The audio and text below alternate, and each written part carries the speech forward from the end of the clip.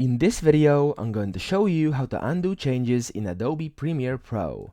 So what you want to do is, of course, first make some changes in Adobe Premiere Pro. So let's say I have this bars and tone sequence over here.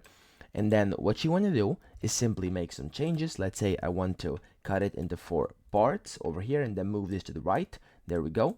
And then you can undo changes via 2 ways. The first one is by going up here to Edit, pressing Undo. And each and every time you press undo, a change that you made will undo. So in the sequence, in the vice versa sequence that you did it, okay? And as you can see, I ran out of undos. There we go. And it's back to normal as it was before I started cutting it. Now, the second way, and also the much quicker way to do this, is as follows, okay?